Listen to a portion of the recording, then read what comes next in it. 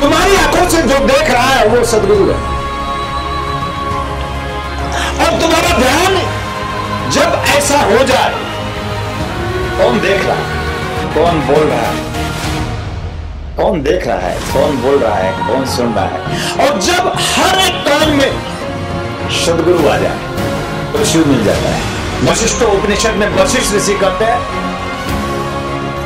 हृदय की हर एक धड़कन गुरु, रक्त की एक एक बूंद में गुरु। और जब तक जीव रक्त के एक एक बूंद में, एक एक कण में, अपने एक एक रोमकूप में गुरु का स्थापन नहीं कर लेगा, जीव शिव तत्व का बोध नहीं कर। अनंत दीक्षाओं में गुरु हृदय स्थापन दीक्षा है, गुरु प्राण धारण दीक्षा है, गुरु आत्म ऐक्य स्थापन दीक्षा है, गुरु आत्म ऐक्य स्थापन दीक्षा है, गुरु रक्त कण कण स्थापन दीक्षा है। और गुरु की इन प्रचंड दीक्षाओं को शिष्य आत्मसात करके शिव के आनंद का अधिकारी बन सकता है। जिससे है ये तन, जिससे है ये मन, जिससे है ये प्राण, जिससे है ये आत्मा, जिससे है ये सब कुछ, जिसके बिना कुछ भी नहीं, उसकी विस्मृति में हम। और विस्मृति की क्रिया सदशास्त्रों में माया की क्रिया है कि हमारा पूरा जीवन मायामय है, हम माया में है। हम मायापति को भूले हैं तो हम दुखी होंगे, हम आनंदित नहीं हो सकते, हम उल्लास में नहीं हो सकते, हम अपने आप में संपूर्णता के साथ उसमें संपूर्णता से उसको श्रद्धा और विश्वास भी समर्पित नहीं कर सकते। और ये सब कुछ बढ़ता चला जाता है और फिर मेरे आंखों के सामने ही मेरा कोई अपना स्वजन मर जाता है, मेरा पिता मर जाता है और मैं देखता रहता हूं, यद्यपि मैं भगवान हूं या मैं उनका बेटा हूं, मैं देखता रहता हूं पिता मर रहा है, मैं मजबूर होता हूं। और पिता मरेगा, पिता देखता रहता है, बेटा मर जाता है, बेटा मर रहा है, पिता मजबूर है, कुछ नहीं कर सकता, उसके हाथ में कुछ है नहीं,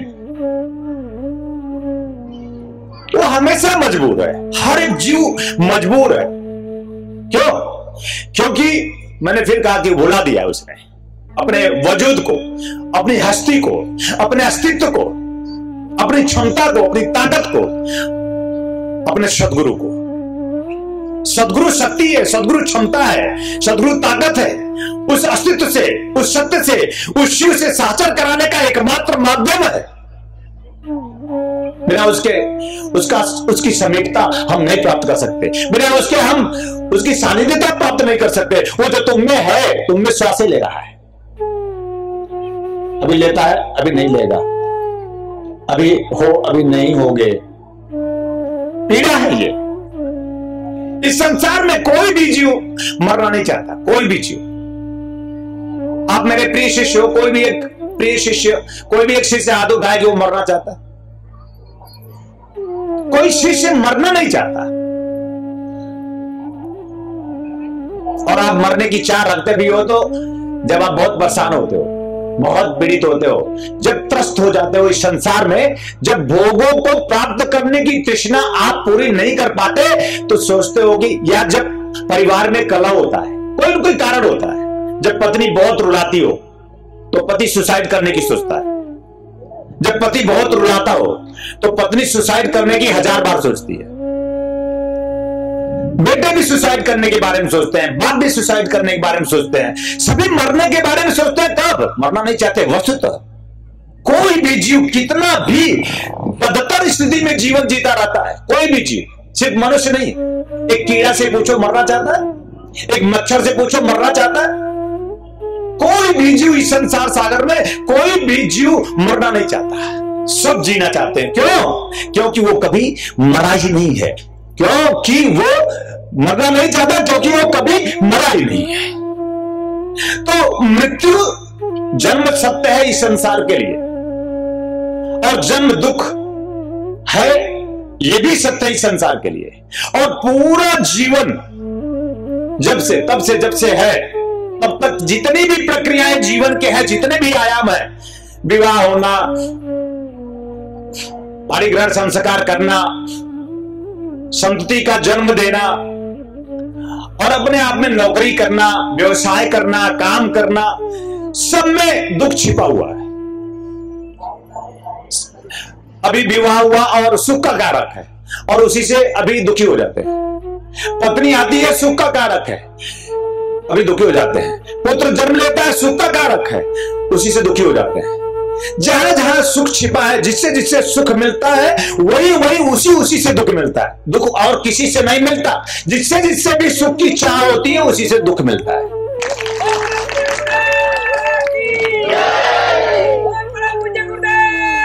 चाह छोड़ दे। और ये जीव की शक्ति नहीं है, जीव की भक्ति नहीं है कि वो सुख की चाह छोड़ दे। सुख की चाह जीव तब छोड़ पाएगा जब जीव स्नेह में आएगा शिव के। सुख की चाह जीव तब छोड़ पाएगा, तृष्णाओं से जीव तब मुक्त हो पाएगा जब जीव स्नेह में आएगा सदगुरु के।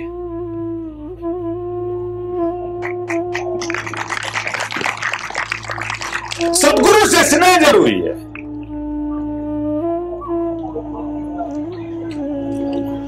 शिव की जरूरत नहीं, सदगुरु की जरूरत है। ये कोई बॉडी जो तुम देख रहे हो, ये कोई सदगुरु नहीं है। ये जो बॉडी तुम सुन रहे हो, जो निश्चित है प्रकाश के रूप में और तुम तक पहुंच रहा है प्रकाश के रूप में, तुम्हें सींच रहा है वाणी, ये सदगुरु है। जिस आंखों से तुम देख रहे हो, ध्यान नहीं है उसका। तुम्हारी आंखों से जो देख रहा है वो सदगुरु है।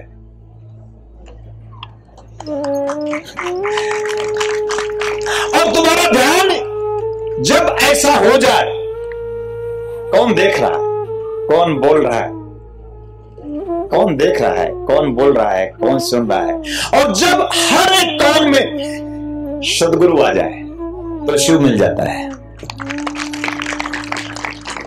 मेरा गुरु ही तो है मुझ में श्वास लेता, मेरा गुरु ही तो है मेरे हृदय की हर एक धड़कनों में धड़कता। ये सत्य है, गुरु ही धड़कता है। गुरु ना धड़कता तो हम ना होते। ये गुरु है कि हम हैं, गुरु है कि धड़कन है कि हम हैं। आपके समक्ष जाज्वल्यमान प्रत्यक्ष। वशिष्ठ उपनिषद में वशिष्ठ ऋषि कहते हैं, हृदय की हर एक धड़कन गुरु, रक्त की एक एक बूंद में गुरु। और जब तक जीव रक्त के एक एक बूंद में, एक एक कर्म में, अपने एक एक रोमकूप में गुरु का स्थापन नहीं कर लेगा, जीव शिव तत्व का बोध नहीं कर पाएगा, जीव आनंद तत्व से आप्लावित नहीं हो पाएगा। कोई ऐसा गुरु चाहिए जो हमारे एक एक रोमकूप को चैतन्य कर दे। कोई ऐसा गुरु चाहिए जो हमारे एक एक रक्त की बूंदों को पूरी तरह, गुरु को, शक्ति को, शिव को, आनंद को पूरी तरह से स्थापित कर दे। तो गुरु हृदय स्थापन दीक्षा है। गुरु हृदय स्थापन, अनंत दीक्षाओं में गुरु हृदय स्थापन दीक्षा, गुरु प्राण धारण दीक्षा है, गुरु आत्म ऐक्य स्थापन दीक्षा है, गुरु आत्म ऐक्य स्थापन दीक्षा है, गुरु रक्त कण कण स्थापन दीक्षा है। और गुरु की इन प्रचंड दीक्षाओं को शिष्य आत्मसात करके शिव के आनंद का अधिकारी बन सकता है। आओ ऐसी उच्च कोट की दीक्षाएं धारण करें। दीक्षा से ही तुम अपने जीवन में, अपने भाव में, अपने कर्म में, अपनी दृष्टि में परिवर्तन ला सकते हो। तुम जानते हो जब से तुमने जन्म लिया है, 10 साल पहले भिखारी थे, अगर भिखारीपन था, अगर 10 साल पहले अगर मैं वासना में, तृष्णा में था, तो आज भी हूं। तृष्णा में मारती है, तृष्णा मृत्यु है। मरेंगे तो कब? तृष्णा हमें हर पल मारती है। हम हर पल मरते हैं। मर जाना ठीक है, हर पल मरना ठीक नहीं है। और गुरु कहता है कि ये क्या बार बार रोज रोज पल पल मरते हो। अरे उठो अर्जुन, उठ, जाग जा, जरा संभाल ले स्वयं को। मैं हूं, तू संभाल ले, बस तू खड़ा हो जा, बस करना तो मुझे है।